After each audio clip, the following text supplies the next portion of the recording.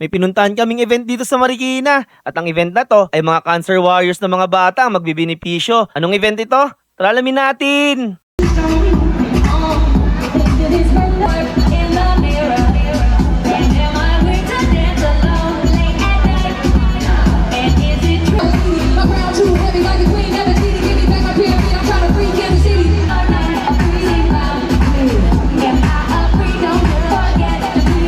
Tutis ngayong araw mga tol, samahan niyo ako. Nandito kami sa Ayala Feliz. Dito ito sa city ng Marikina. Hindi ko talaga porte ang ganitong vlog mga tol. Pero hindi tayo makakatanggi sa ganitong adhikain. Matatanggihan mo ba yung mga batang to? Sa event na to ay maraming booth, mga travel and tourist destination. Pwede ka rin lumipad na ibang bansa, kaya din nila mag-book niyan mga tol.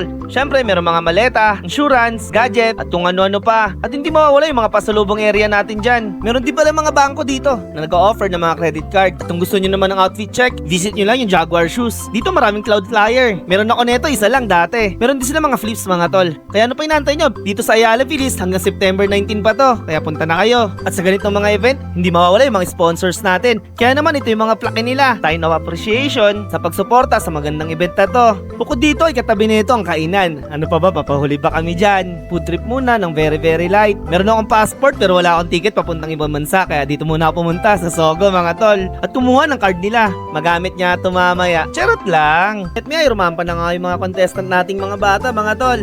Ang gagaling nila. Alam nyo naman, sa bawat pagrampa ng mga bata, andyan ang mga magulang na sa likod lang. Saludo sa mga magulang na sumusuporta sa kanilang mga anak. Saan masaya ang anak, hindi masayang magulang. Andito ako sa backstage ng mga oras na to. Alam nyo ba kung bakit superhero sila dyan? Dahil sa mura nilang edad, sa pagsali nila sa pageant na to, ang mga batang lumalaban sa cancer ng Munting Healing Foundation ang magbe-benefit sa event na to. Kalain mo yun, sa murang edad nila ay makakatulong na sila. Kaya ako dos talaga sa organizer, win-win situation ang nakaisip nito. Kung gusto mong suporta ng ganitong event ay pwede mong i-like at follow ang ating page. Kung hindi naman, like mo pa rin. Yun lang, bye-bye.